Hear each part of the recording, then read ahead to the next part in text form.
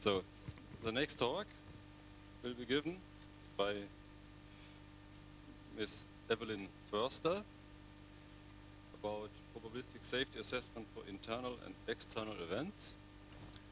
Ms. Förster obtained her engineering degree in 1990 at the École Centrale de Lyon in France and her PhD in numerical methods for geotechnical engineering in École Centrale Paris. She has more than 25 years of experience in the development of numerical methods and tools dedicated to geohazard and risk assessment, and extensive experience in national and European research project coordination. Currently, she is the head of the Seismic Mechanics Study Lab at the CAA in Paris-Saclay, and director of the French Seismic Institute and coordinator of the Horizon 2020 NARSIS project. So the floor is yours. Thank you, Mr. Chairman. So I will change the subject from this morning, I suppose, because I will talk about probabilistic safety assessment, and I will present only 2 projects, which is quite easy compared to the other colleagues. I want to acknowledge my co-authors, Emmanuel Raymond and Yves Guiguenot from IRSN, who were coordinators of FP7 SMPC. So about the context for this topic. Okay, yes, less loud.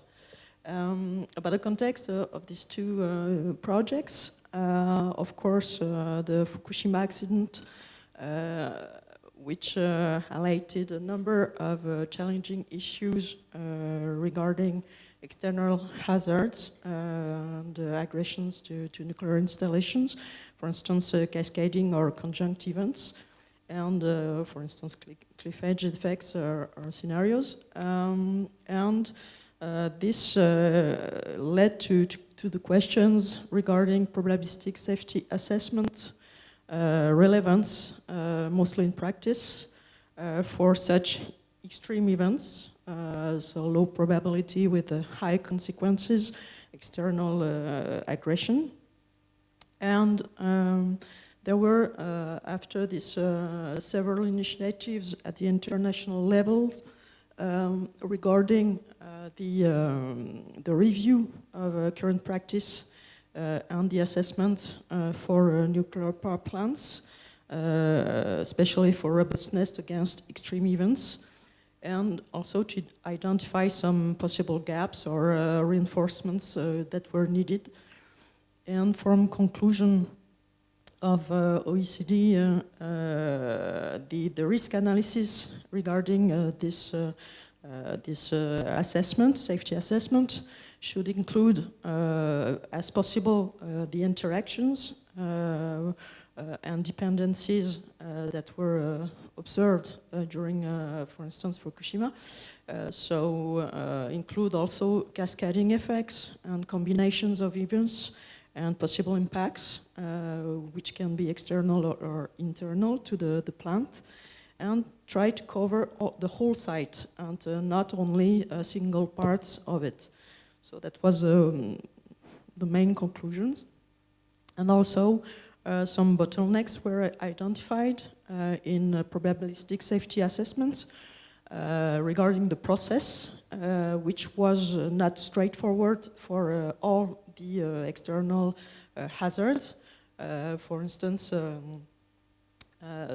the single assessment was not straightforward for all, and in a multi-hazard context, it was even worse. So for cascading or conjunct events. Regarding extreme events in a probabilistic assessment context, the issue was that for instance, extensive Monte Carlo simulations provide only a partial solution to the assessment. Regarding integrity assessment or fragility, most of the analysis were focused on physical damage for components, and the assessment of functionality loss for equipment was not fully integrated in the fragility models available. And finally, multi-hazard characterization and harmonization were addressed by a few European projects, and the purpose was to see whether they were applicable to complex systems such as plants, nuclear plants, and if we could demonstrate their application. So this led to the launch of two different projects. The first one was SMPSA-E and former SMPSA projects. The one I'm talking about today is the SMPSA-E for extended probabilistic safety assessments regarding safety assessment methodologies. And it has been launched in 2013 and was aimed at identifying good practices for probabilistic safety assessment and to accelerate the development of extended PSA. I will come back to the definition of it. And the ongoing NARCISS project, which I'm coordinating, has been initiated in 2017. And the purpose here was to identify gaps between practice and needs, research needs, for instance, in existing methodologies regarding multi-hazards, external multi-hazards and scenarios, and to try to improve parts of the methodologies, not the whole, but try to see how we can improve some part of it. Regarding SMPSA, there were 31 partners, 28 in Europe and 3 outside, so 2 in Japan and 1 in the States, United States. Extended PSA, what it means. So it applies to a site of 1 or several nuclear power plants and all the environment of these plants. So it intends to derive the risk induced by the main sources of radioactivity on the site, and to account for all operating states for each main source and all possible relevant accident initiating events that can be both internal and external, that can affect the whole site. So an extended PSA should include at minimum what we call level 1 and level 2 assessments. So level 1 is for scenarios of fuel damage and their frequencies, and level 2 is for scenarios of radioactive release, frequencies, kinetics, and so forth. And it may include also level 3, which is more related to the calculation of risk to the population, the environment, and the induced consequences to the economy. And regarding existing plants, there should be a link with the design extension conditions concept also. So the SMPSA project helped at the European stakeholders and non-European, because they are outsiders, to accelerate the development of extended PSA and to verify that all the major contributions to the risk induced by the interaction between the site, the plant, and its environment are well identified and can be managed. This is the whole purpose. Thanks to this project, there was a share of a good practice. There were many state-of-the-art productions and so forth, and a good network of more than 100 experts from the consortium that could cover all the sector, I would say, going from research to the industry. About the main achievements, as I said, this project was useful because it produced lots of materials, more than 27 technical reports that were published by the consortium, and dealing with many topics. So general issues about probabilistic safety assessment, of course, so lesson learned from the Fukushima accident, list of external hazards that can be relevant to be considered in this assessment. For the end user community, there were mainly 4 or 5 main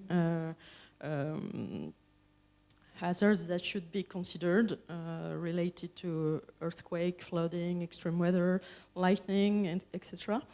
And there were also some general considerations about the methodology for selecting, initiating events and hazards, about risk metrics, a global risk metrics, a link between probabilistic safety assessment and definite depth concepts, application of extended PSA in decision making. And regarding severe accident management strategies, there were top reports on what can be included about nominal power and shutdown reactor states, spent fuel pools, external hazards, etc. So this is really a good database with many variable productions that can be publicly seen on the website, and which really is a reference for PSA. Some of the general lessons learned from this project. A first one is that achieving an extended PSA, it was still, but I suppose it is still a pending objective now, as none of the considered power plant sites had a PSA that could cover all reactors' initial states, all possible sources of radioactivity, and all possible types of initiating events, either internal or external, and that could account for a multi-unit accident management. So it's still a pending issue. Another lesson is that there is a need for the definition and evaluation of a global risk matrix. This is a challenge, especially in case of rare extreme natural events, as there are huge uncertainties affecting for instance, the annual frequency evaluation, and especially in the worst cases, when there are combined events or correlated events. In case of external hazards also,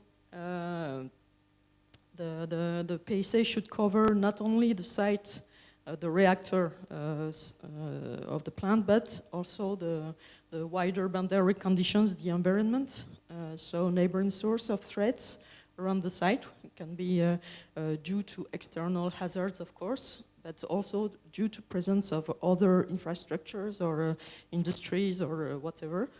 And they should also include site features, all the site features, including the case of multi-units, which is not the case for the moment. So it's really recommended to develop firstly simplified approach, but considering a wider environment around the plants and the sites. And regarding specifically multi-units PSA, the conclusion was that there's no special additional work which is needed, as the single unit risk measures can still be applied, and the external hazard screening performed for single units can be used also for multi-units, but there are, however, developments which are needed.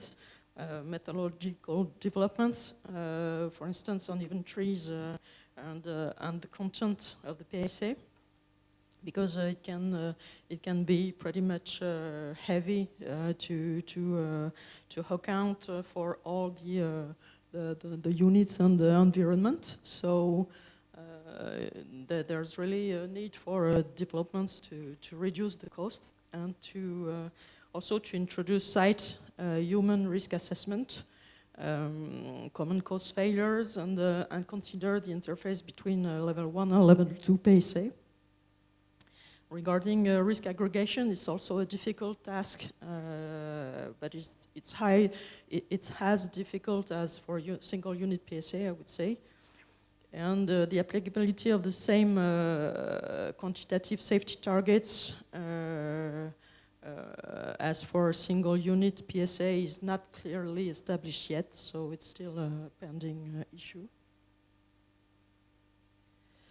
Now moving to the Narcissus project. So it's a newly launched project, and including 18 partners in Europe, covering also all the sector with research and academic organizations, operators, and technical support organizations. The main objectives were really based on the conclusion, I would say, of SMPSA, because as there were gaps identified mainly regarding also multi-hazard scenarios, so we focused on the research that could fill the gaps between practice and needs in this domain, and propose improvements of PSA methodologies based also on lessons learned from other projects which are not specifically in the nuclear field. For instance, there's one which was more related to urban systems and multi-aggression to urban systems. So it was a matrix project, and also infra-risk project, which also dealt with critical infrastructures, but not specifically nuclear infrastructures. It was more transports or other types. And of course, SMPSA. And we focused on 4 main primary hazards and their secondary effects based on what came out from SMPSA. From the end users of PSA in their project. So for hazards, natural hazards, it was interesting to see how we can have earthquake and secondary effects, riverine and coastal flooding, extreme meteorological hazards and tsunamis, and see how we can deal with multi-aggression in this context. So we address a number of challenges in the project. First, there's a part which deals with the better characterization of external hazards, of course focusing on the combination and the cascading effects and related secondary effects. For instance, if we talk of earthquake plus flooding, it can be flood defense damage, which lead to, due to earthquake, which lead to then flooding of a nuclear site, or it can be, of course, tsunami or coastal flooding due to either storms or earthquakes or landsliding, depends. And we want also to better assess the fragility. As I said in the context, we will include functional loss in the assessment. And we are also looking at the cumulative effects that can be, for instance, effects due to multiple loading, external loading, but it can be also effects due to extreme external loading plus what has already been going on inside the plant with respect to fatigue, for instance, or such mechanical effects. We are dealing also with the aging mechanisms, and so either corrosion or the damaging phenomena. And we also want to have fragility models that can account for human factors, because it's one of the main topic also for such analysis. We address also the problem of risk integration and global risk metrics, as it was highlighted by, for instance, SMPSA.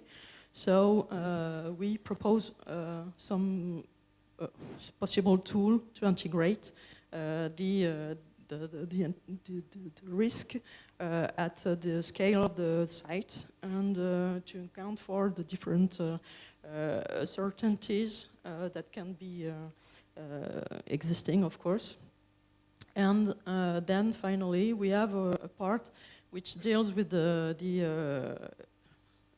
treatment processing, how we can treat the uncertainty related to expert information, which is one of the pillars of such methodologies, and how we can better constrain this knowledge to be integrated to the other database can be obtained from measurements or simulations.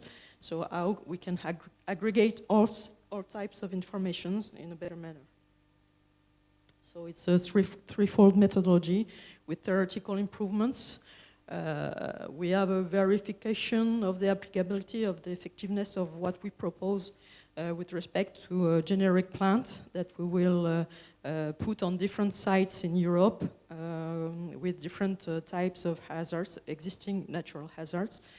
And the generic plant is more or less generation 2 plant or generation 3. We have both types. And we will perform the whole chain to assess, to see whether our methodology is an improvement to the current practice. And there's also an application which is foreseen at the demonstration level, more for decision-making in case of severe accident management, and which is related to a real operating plant from the project. So expected key achievements is, as I said, an integrated multi-hazard framework to enable probabilistic modeling of the hazard combinations. We propose also fragility models which are derived to be harmonized with respect to multi-hazard considerations and to account for functional consequences and human factors. For the risk integration part, we propose a dynamic Bayesian network modeling which able to integrate the plant complexity, all complexity, meaning technical, social, and organizational aspects, because there are multiple sub-networks in this framework, and each sub-network is dealing with one part of these aspects, and it's able to account for multiple hazard, external or internal scenarios, which can be combined. And as I said, we have a special treatment of the expert judgment constraining. So how we can treat the parameters, the models, and the completeness or incompleteness of information regarding certainties. And we will test the applicability, as I said, on different plants. So for conclusion, there are new horizons for collaborative projects on the PSA in Europe, and that should be defined. So with four main fields of endeavor regarding the improvement of methodologies supporting this type of assessment, such as the nurses project, but also the extension of the range of PSA, which is not done yet, in order to include initial operating states, initiating events and internal and external hazards, multi-unit issues, site environment issues, and so forth. And there's a need to share the knowledge between the different actors in the domain, and to improve and harmonize the uses of this extended PSA and in the decision process, decision-making process. Thank you for attention.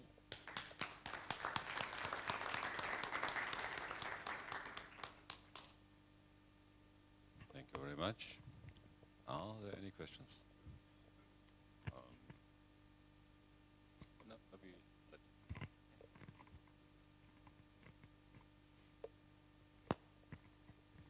Hello. So I have a question regarding the initial status of the plant regarding the PSA.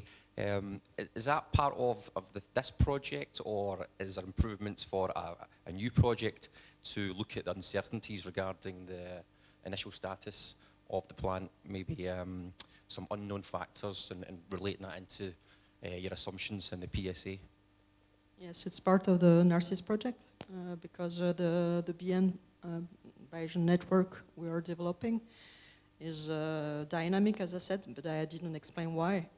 It's dynamic because it's accounting for different state or evolution of the plant, possible state, which means that, for instance, you design the framework, and if there's something which is not known at one step of the analysis, you can add nodes or subnetworks, or it's quite demanding, of course, but you could add additional combing information and update all, because we try to do it as non-parametric, I hope, which means that the number of parameters is not fixed in advance, but it's a very demanding task. I'm looking at the guy doing that in the project, and also, yes, it's dynamic, so we can do it, and it has been already applied, for instance, in air transport safety applications with success. So we are quite confident with the fact that it will work here. Thanks.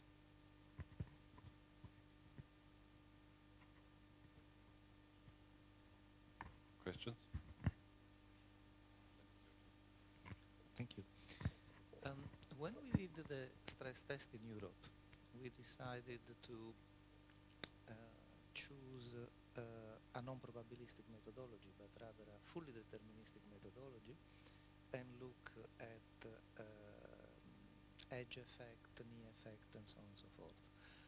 Now, what I fail to understand from your presentation is that if I model external hazards before I site a nuclear power plant, then I can understand that this methodology helps me to say I put it here or I put it there, depending on what level of probability I give to external events. And I'm only talking about external events, yeah? But once I have the nuclear power plant which is sited and is operating in a certain point, I mean, what does all this tell me? So the purpose, I didn't have time to talk of it, but we are combining deterministic with probabilistic analysis. So there's a whole part of the project which will deal with the deterministic approach, direct deterministic approach with a fully detailed analysis, meaning that it's quite demanding for computation, because we want to simulate the whole plant and the whole site. So we are using high performance computing for that. So it's really deterministic. And for the release, for instance, of radioactivity and so forth, we are using both also. So we will compare. The purpose is to have a sort of internal benchmark of that, because it's really useful, I think, for a community to compare things.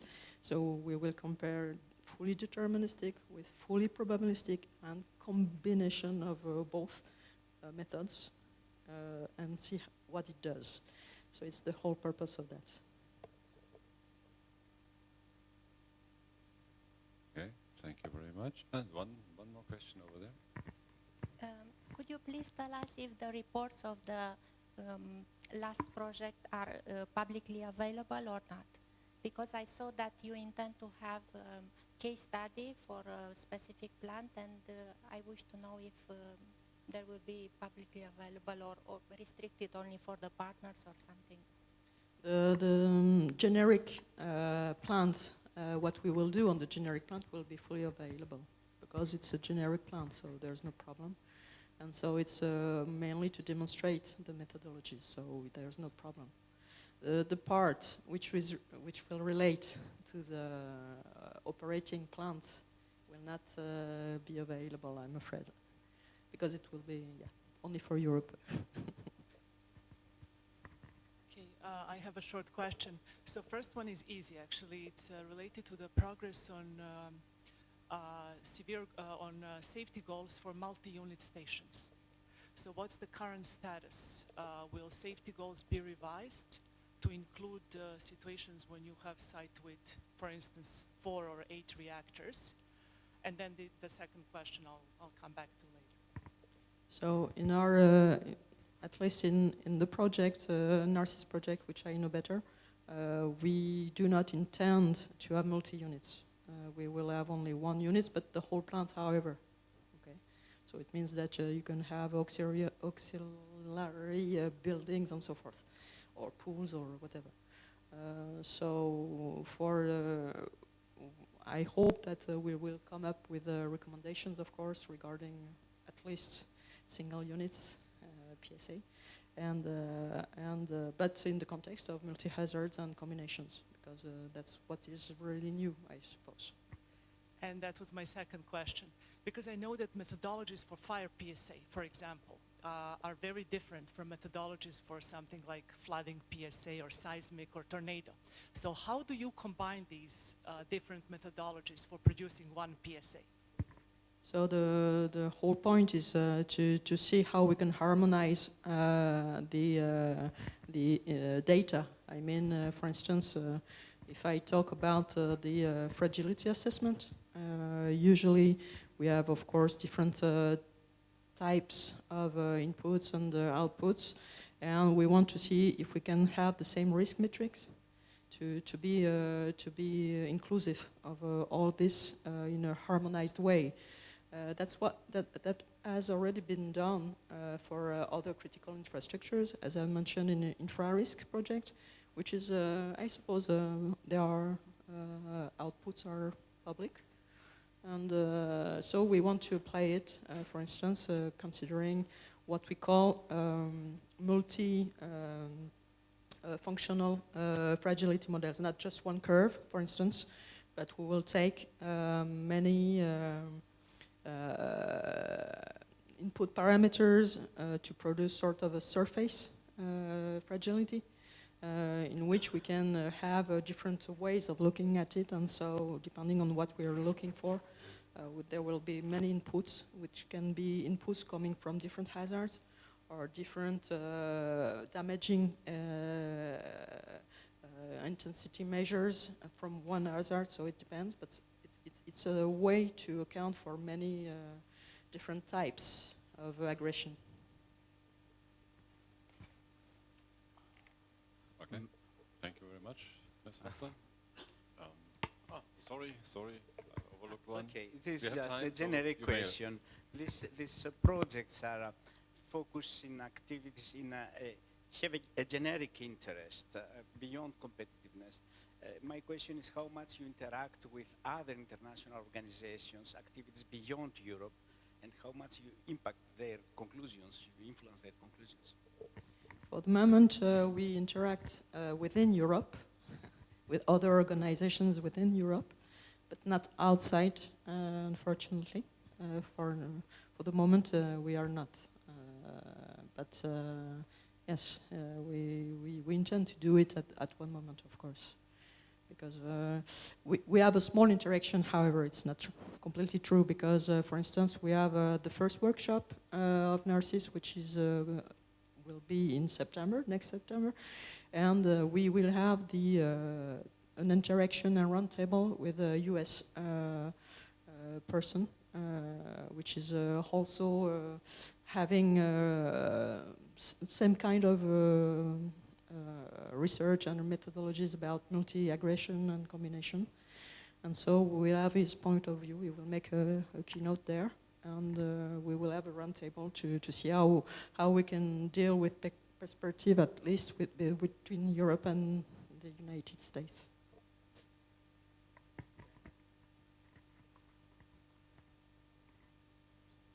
Also to Taki's question, I must remind that the Narcissus project is presented at every Nuclear Forum or at Technical Area 1 meetings, so this is also some dissemination of interim results.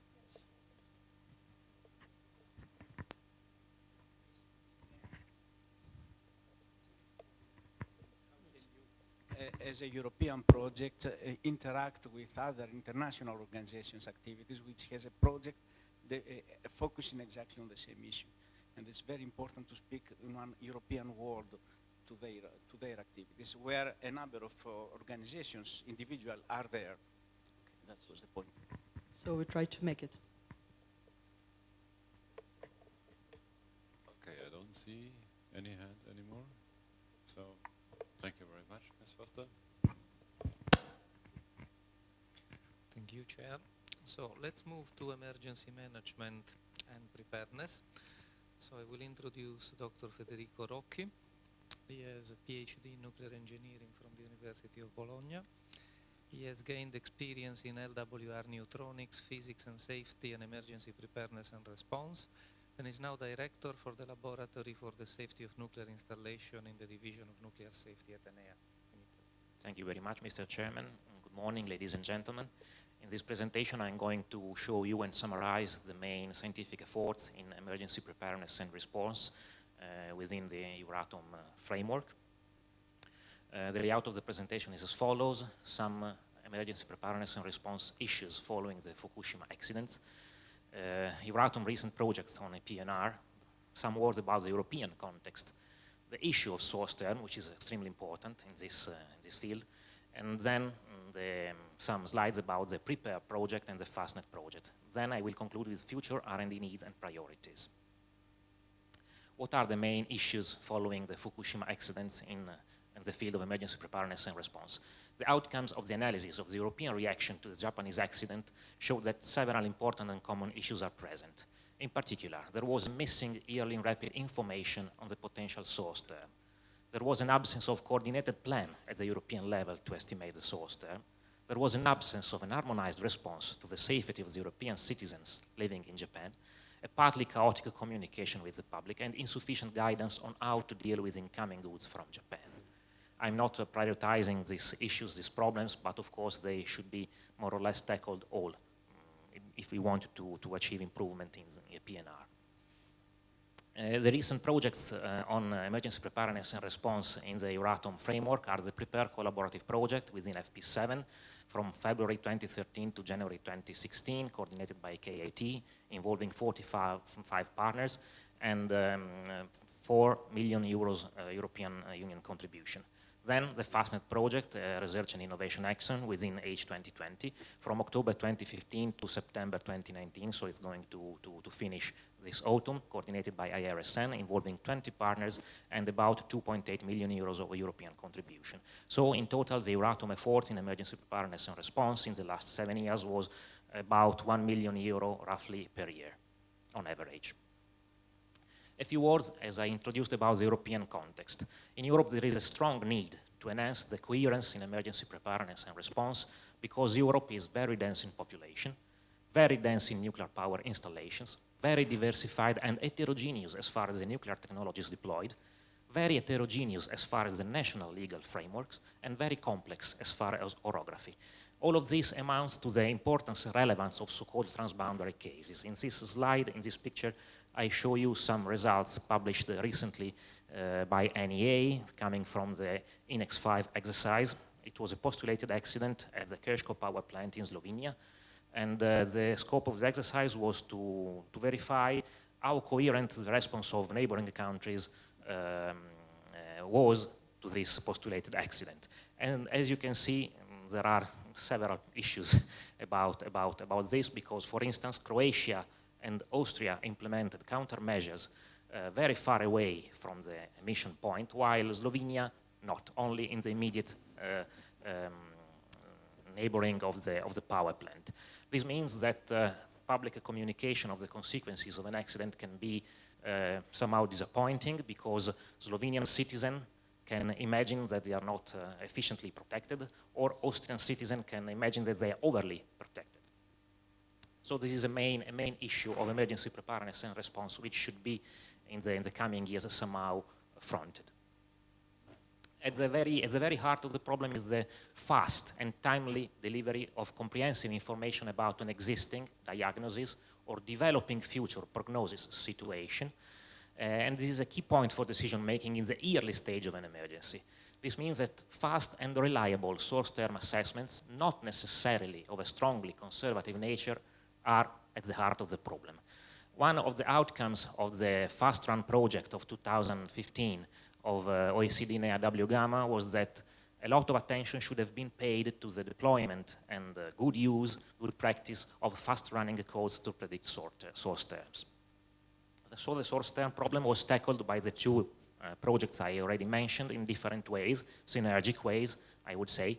Prepare project developed inversion algorithms, which can be coupled to real-time ambient gamma dose rate measurements, and using inverse atmospheric transport calculations, they can estimate the source term from the power plant.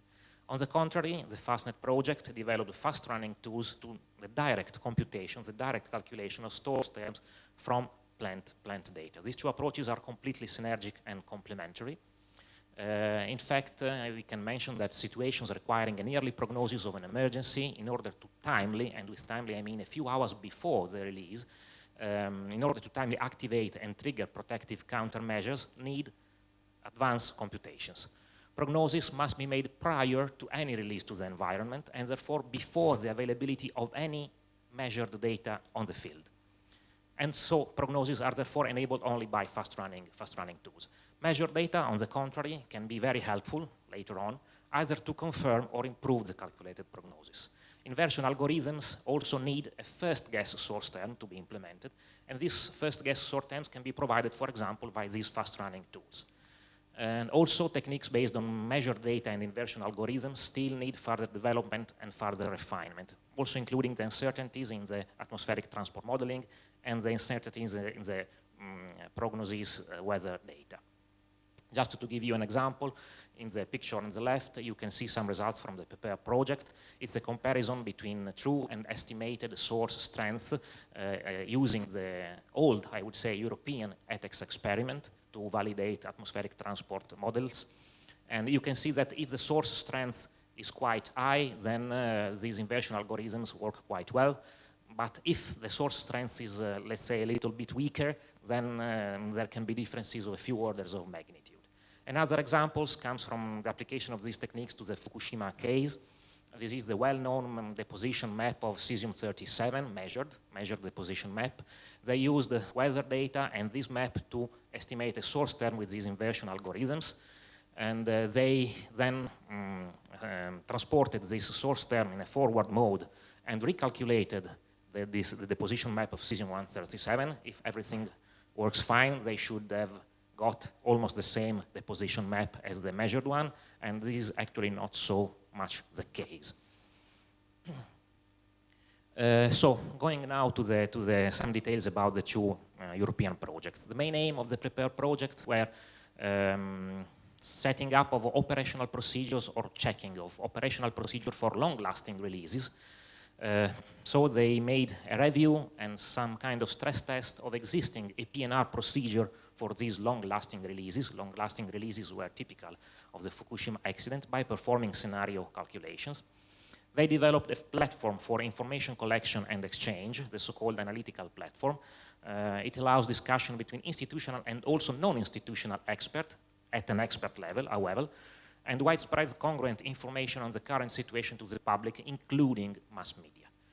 Then they also tackled the problem of management of contaminated goods. Stakeholder panels have been prepared with meetings in 10 European countries to review the existing guidance. Then they made improvement to the two main European decision support systems, Argos and JRODOS, let's say, to improve and to make a contribution to their continuous development. As far as communication with the public, they collected information on how to investigate the conditions and means for relevant, reliable, and trustworthy information to the public, including both traditional and new social media. Concerning training, exercises, and dissemination, training and exercises were strongly incorporated within the project because, as I will explain later on, they are extremely important for emergency preparedness and response. Going to the results found by PREPARE. Concerning long-lasting releases, conventional cases typically used for emergency plans, they assume source terms which last from a few hours to a few days as regard as the release duration. However, the Fukushima case resulted in emissions which lasted from several days to even weeks. And so they made some kind of stress test of European national procedures for such long-lasting scenarios. They made parametric studies varying the source term strength, the release duration, and the weather conditions, and they made an analysis of the cases for which the national procedures were found not adequate. In this picture, I can show you the frequency of scenarios exceeding Spanish intervention limits as applied to the ASCO power plant. The main conclusions for this activity was that the majority of the release scenarios, the areas calculated for protective actions do not exceed the current planning zones. This is good news. Where these ranges exceeded, the amount of affected population remained, again, good news, quite small. The current intervention criteria in all European countries guarantee that the residual dose in the first year, as defined by the ICRP reference level, doesn't exceed the 100 millisievert. However, some shortcomings were identified. For example, a one-time intake of stable iodine prophylaxis, is often not sufficient to protect the population in case of large thyroid doses, and not all emergency plans nowadays foresee the prolonged, twice, 3 times, prolonged distribution of iodine pills. And then 2 questions still remain unanswered. First, a long-lasting low release rate source term may require a very large capacity air sampling for good measurements. Have these special and absolutely non-standard monitoring devices ever been considered in the national emergency plans? Second question, is the evacuation, this is an extremely important question, is the evacuation of the population during the passage of the plume nearby always preferable against sheltering? To the first question, there may be answers. To the second, it's definitely much more difficult to answer. About drinking water, Prepare also studied the problem of drinking water in case of severe accidents. In case of a nuclear accident, surface water can be contaminated and may not be suitable for drinking water production. Advanced treatment processes as ion exchange and reverse osmosis do remove radionuclides effectively, but these processes are not commonly in place. Soil passage is considered a safe barrier for iodine-31 and cesium-37. If surface water is the main direct source for drinking water production, emergency plans are needed for drinkable water supply. Moreover, drinking water utilities in European countries are required by the European Drinking Water Directive to provide emergency drinking water in case of major accident. This includes, of course, also nuclear accidents. As far as the improvements to RODOS and ARGOS, as I already said, 2 algorithms for source term estimation based on measurements and atmospheric dispersion models, so-called inversion methods, were developed and integrated into JRODOS. The atmospheric dispersion models of ARGOS and JRODOS were enhanced with particle size information, and the European model for inhabited areas, HERMIN, has been modified to deal with particles of different solubility. Then the hydrological dispersion module, HDM of JRODOS, was improved. The marine model Poseidon was enhanced, and the Moira decision support tool was integrated directly into JRODOS. Then let's move to FastNet. The main aim of FastNet are 4. First, the development of a reference severe accident scenarios database, which I can say was a project within the project, inclusive of time-dependent isotopic source terms created using best estimate severe accident codes. Then the extension of existing methods, 3D, 3P, and fast-running codes per SUN and RASTEP to predict source terms, to extend these codes to all current nuclear power plant technologies deployed in Europe and their further development. Third, the dissemination of best practices on the use of the methods and tools developed within the project to estimate source terms in real time and during the conditions typical of real emergencies. And finally, but not less important, the deployment of 2 emergency preparedness and response exercises, one of which was in real time. Concerning the database, up to now about 120 sequences are included in this database. We decided to use the IAEA IRIX format for data exchange. This is an extremely important point in my opinion, because if we need to be, let's say, coherent and join efforts in Europe when dealing with severe accidents, we need to exchange data. And so we need to have a common format to exchange this data. IAEA a few years ago developed this IRIX format. The development is surely not yet completed, not ended, but it's something to start with. And so we decided to improve export of this database data into IRIX format for data exchange. And finally, at the end of this project, this database will be transferred to the Incident and Emergency Center of IAEA to maintain it beyond the lifetime of FastNet itself. This is the matrix of scenarios so far included in the database, several types of accidents and several types of reactors. The matrix is not, of course, complete, but you can imagine that calculating almost from scratch 120 sequences was not an easy task at all. The data within the FastNet database have been grouped according to basic data regarding the plant, initial inventory, scenarios descriptions, key events, and then physical data regarding core behavior, primary circuit behavior, secondary circuit behavior, containment behavior, release, elements, and isotopes, as well as other data as requested by the senior expert group within FastNet. Concerning the method, FastNet used and further developed the 3D3P method, which stands for triple diagnosis, triple prognosis. It's a method to assess the plant status, diagnosis, and to make predictions on future development, prognosis, of the three barriers: fuel, primary system, and containment. It's based on plant data when available and on expert judgment. And it is the basis for the correct use of the person fast-running code. It was already developed by IRSN for pressurized water reactors, and it has been extended to all reactor types in Europe. Here you can see a table having at the left the part regarding diagnosis, and in the right the part regarding prognosis. Once the table is filled, then you have a good starting point to correctly use the fast-running tools. So, going to the fast-running codes, as I already mentioned, two of them were further developed per SUN. It was initially developed for pressurized water reactor by IRSN, and now it has been extended to all types of power plants in Europe. It's a deterministic code to evaluate time-dependent source terms in a time frame of a few minutes. Some realistic assumptions are needed, such as either the timing of core dewatering or the specific leak rates to the environment. However, there are, of course, techniques to arrive at good numbers for time of core dewatering and leak rates. And the solution is based on simple balance equations for the isotopes. The RASTEP code was initially developed for boiling water reactors by Lloyd's Register, and is currently in use by the Swedish regulatory authority. It has been expanded to all types of nuclear power plants. To the contrary of PERSUN, it is based on a Bayesian belief network to select the most probable source term among a set of pre-calculated sequences which could be made available, for example, by PSA level 2 studies. Again, the results are available in a few minutes. And the solution, however, up to now is given in terms of a few relevant isotopes. Again, both codes can export source term data in IA-IRIX format. This was an improvement which was made in both codes.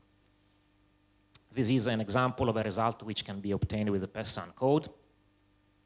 I don't know if you can see numbers, but it's a quite long-lasting release. This is an image of the RASTEP graphical user interface where you have here the part with the questions and here the part about the results. During the FastNet project, we had a lot of training activities. For example, we had a training week on 3D, 3P, PERSUN, and RASTEP at IRSN in Paris. And you can see here 3 images of various moments of this training week. In the pictures to the right, you can see some moments of the second exercise we had in Vienna. In the upper picture, you can see the various teams doing the exercise in real time, I repeat. And then we had the debriefing sessions after several results were obtained by the teams. This exercise was a simulated accident at the Gravelines NPP, French NPP, the northern part of France, near the border with Belgium. The exercise was prepared and conducted by IRSN. It was a real-time exercise. Participants made use of PERSUN and or RASTEP, and they use real weather data and their own atmospheric transport tools to calculate consequences. And in these pictures, you can see the time-integrated air concentration for iodine 31 and the thyroid dose after 10 days from the start of the accident to children. Then, dissemination and education and training activities. Prepared, organized a dissemination workshop in Bratislava. Several presentations were given at the NERIS workshop in Milan. 2 basic courses on emergency management and rehabilitation were given.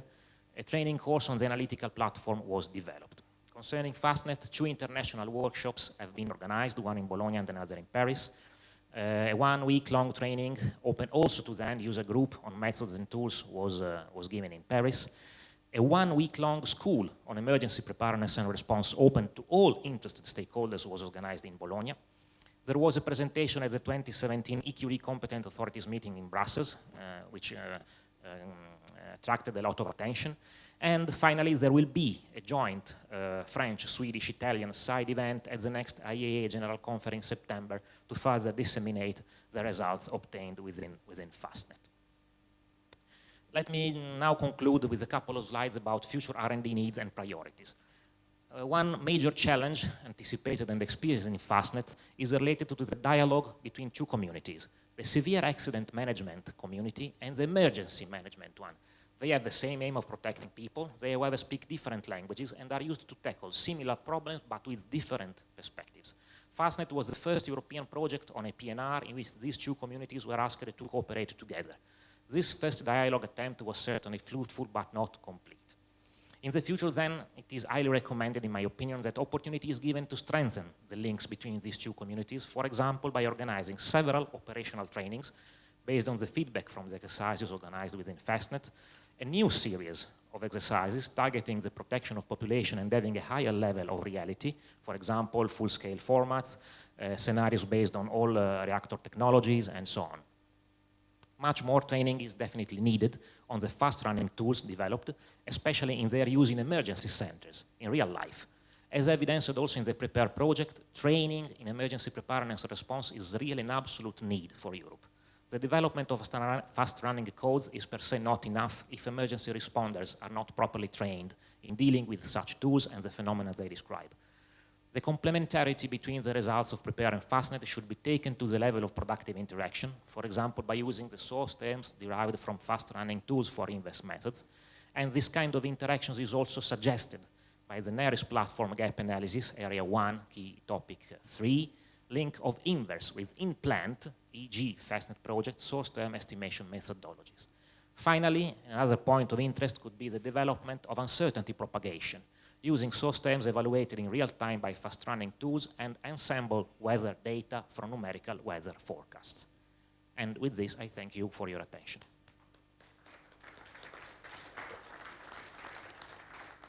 So now it's time for questions.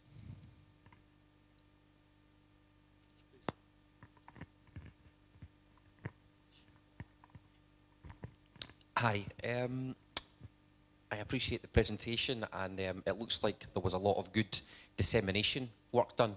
But my question's about, in your opinion, has there been appropriate adoption and really moving forward with the tools that this project has in different countries to really develop a coordinated emergency planning arrangements, certainly between countries that need to collaborate in a situation as well?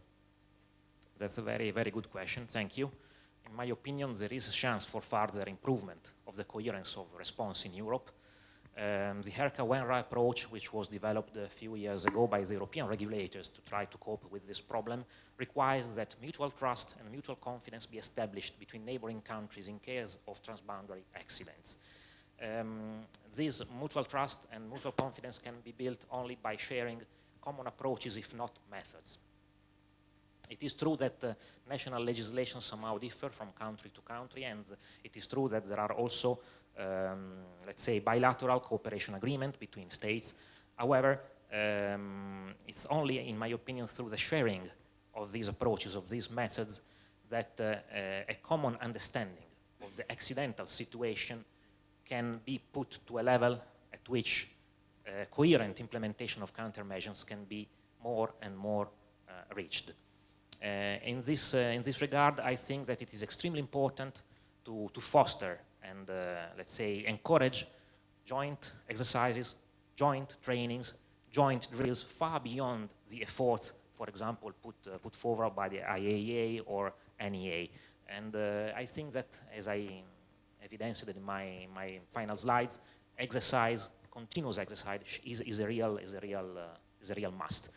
I'm not saying that all the exercises which are done, let's say, from 3 to 12 times a year in each country should be developed at a European scale, at a European level, but maybe once or twice a year that could help a lot.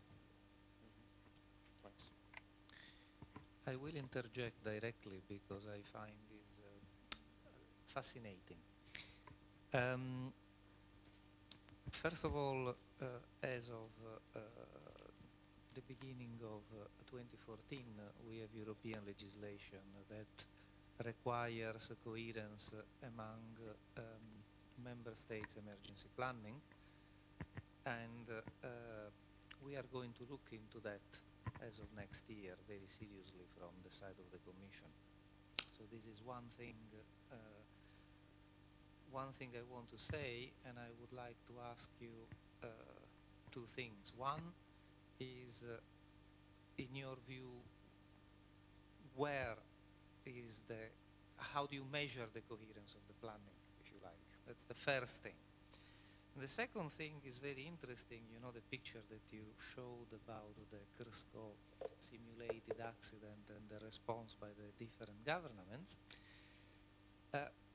My problem is that I think that you can do all the exercises that you want, but what you cannot master is the reaction that the politicians will have and the messages that will be spread in case of an accident. Do you have a view on that? I start with your second question. I agree with you that you can do whatever you want from the scientific point of view, but at the end you should stay with political decisions, and they can differ. But since there is a lot of attention from the public to the scientific conclusions, which can be widespread quite quickly through the present-day media, I think that it is a little bit more difficult for decision makers to take completely different decisions in case several technical support organizations, several regulatory bodies have more or less agreed on the global picture of the ongoing situation. Of course, national legislations differ. It will be impossible, in my opinion, to get a complete harmonization. However, situations like those I showed in the Annex 5 exercise should be avoided. They are not good for the public acceptance also of the nuclear technology, not only for the protection of people, which is the first and most important point. Going back to your first question, if I remember it correctly, is how to measure coherence. That's a very good question. Certainly, in my vision, in my opinion, a way to measure is what type of countermeasures have been put in place, because it's the first thing which people see, the first thing which people experience if they are involved in an emergency. If they see that, for example, a village in the northern part has been excluded by countermeasures because the forecast predictions say that the source stream is going to the south, you have to explain it, first of all. So a good communication. And then if the same countermeasures are taken in similar areas, it must mean that more or less the same consequences are expected. So in my opinion, the best way is to directly, let's say, confront yourself with the countermeasures to the population, because the population is those who are directly affected by a severe accident, and they of course are those who are making final judgment on decision taken by decision makers. That's my opinion. Thank you. More questions? Please. I can just add a small comment to what you have said. I perfectly agree with you. I just want to add some element to feed the discussion. Actually, the main problem in all these things is the confidence of the general public. Actually today, and we have experience, you know, in exercise we carried out in France and in Europe, people don't trust what we do. And if you ask, they wait for the decision of the politician, of the officials, before leaving or sheltering or doing whatever you want. They don't listen and they don't wait. They do before. okay? And this is a real problem because in the case of real challenge, of real risk, you have the possibility that everybody catch the car and start going away. This is the first thing. The second topic, which is extremely important, it is not addressed here, and I think that we should try to address the problem, is the fact that people now has the possibility with just an iPhone to measure activity and whatever you want, just going around in the countryside and say, oh, they have predicted 10 millisieverts and I measure 1. So they are completely wrong in their calculations. I don't trust in them. The very real difficulty is that people don't understand the difference between prevision, which allows an action of evacuation, sheltering, etc., and real measurement. It is normal that there is a difference. But how large the difference is to be accepted? Factor 10 maybe is too much, but is what generally we have. Because when we performed calculations, in this case, we penalized all the parameters, not only the status of the reactor, but also the direction of the wind, and we assume that somebody is going around in the country under the rain, walking around and eating mushrooms, etc. Penalizing condition. This is a real problem. I completely agree with your comments. I don't have answers to your questions, of course, but I was quite happy to see at the last IEA TSO conference in Brussels last year that several non-governmental organizations doing good measurements in the field have been invited to give their opinion, to share, let's say, practice experience, and it was good to see that they would like to cooperate in a positive manner. Not all of them, of course, act and behave like this, but it's a good starting point to have seen this last year. Thank you. There is an additional question there. I have a question. So what happens to European countries that do not have the technical capability to estimate, basically, doses and are affected by a release? Okay, there can be two chances. First of all, recur to IAEA if they are member states. IAEA has the Incident and Emergency Center, which is supposed to give support to member states in case of accidents.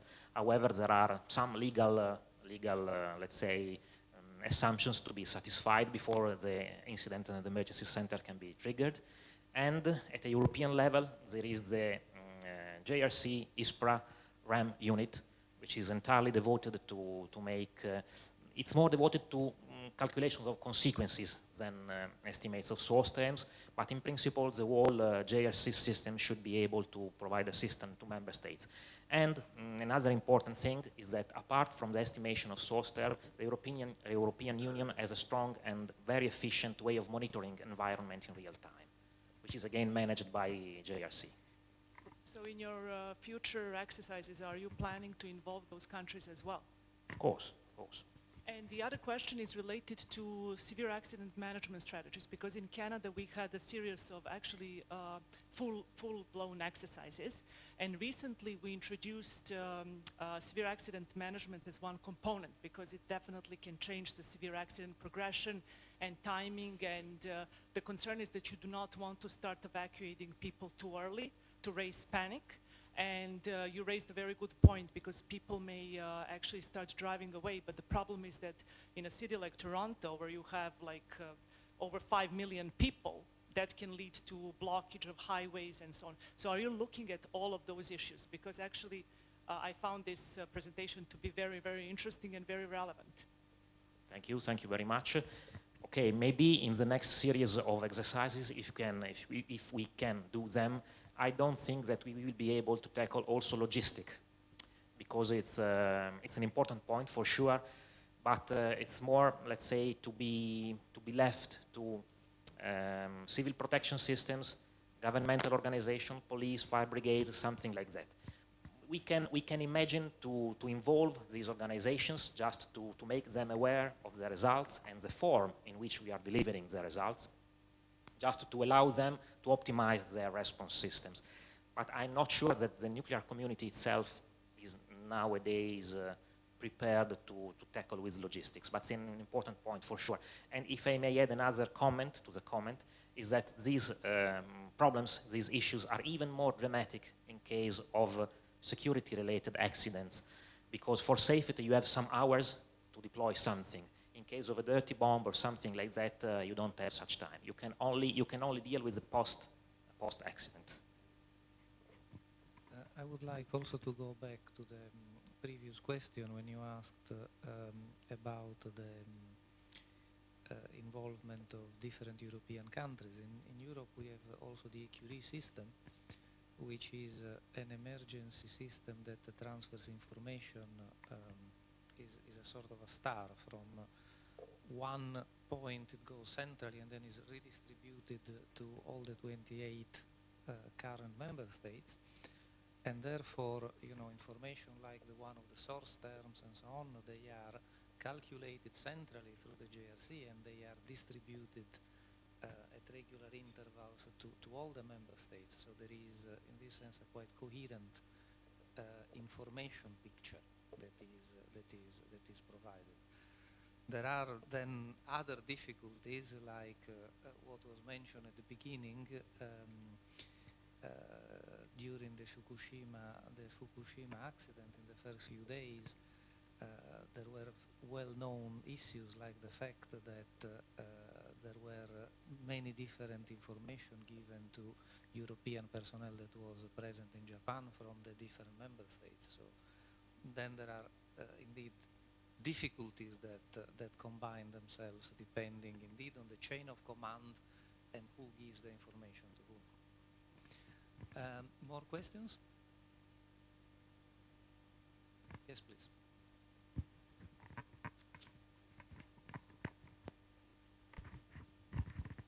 Thank you.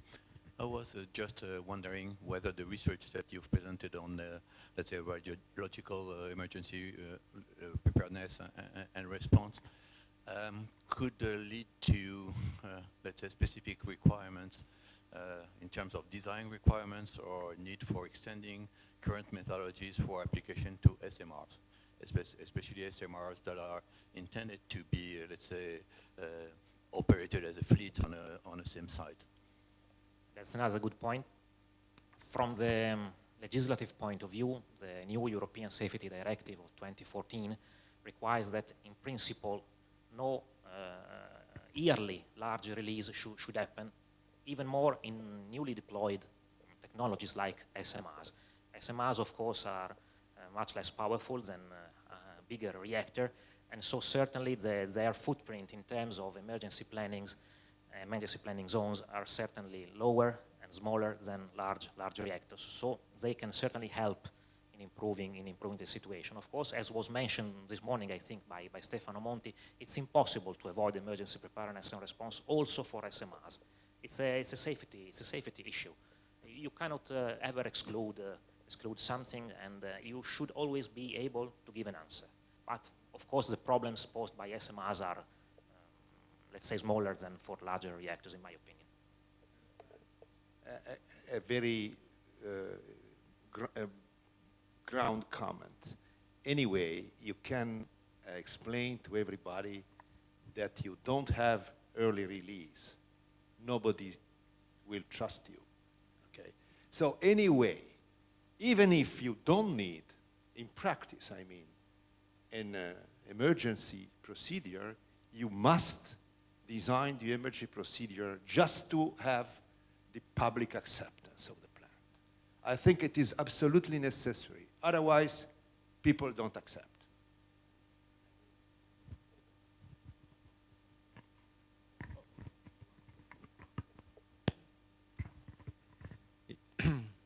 Ivan Ivanov, Technical University of Sofia in Bulgaria. My question is for your opinion for the next. Usually, the society accepts very well information, actual information and prognosis for disasters. Different emergency cases. Do you agree that this information, for instance, in TV, have to be combined with very short information for the relevant activities in some plants, nuclear power, chemical power plant, chemical plants, nuclear plants, etc., and the society to look that our plants is ready. If I understand your question, if there should be more coordination between what is said in the mass media like TV and so on and what is said by the operators, more or less? For sure. The answer is definitely yes. But usually this information, second part of information, it is no information. I know partly. Necessary.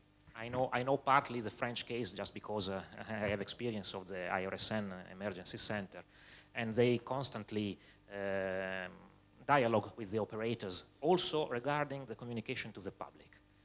I have no experience in other European countries, but it's a practice that should definitely be established. Okay, I think we have to come to an end. Thank you. Thank you very much for answering all these questions. According to the agenda, we should have now a general discussion and research perspective, but only 5 minutes or even less are left. I think we had a very good session. All talks have been excellent. I'm quite sure I cannot remember all acronyms I've heard today. There are so many. But I think the overview from Stefano Monti was quite impressive for me. And I realized that we had intense discussions about the talk from Stéphane Valence, innovative and safe supply of fuel for reactors. Keep it in mind. I think it's an interesting topic and may lead to further research perspectives. And also the last talk, you realized we had a long discussion about it, so I think it should be followed up. Are there any more comments or questions on these sessions now from the audience? No? Okay. Then, if there's no further comment, I would like to conclude this session and good lunch.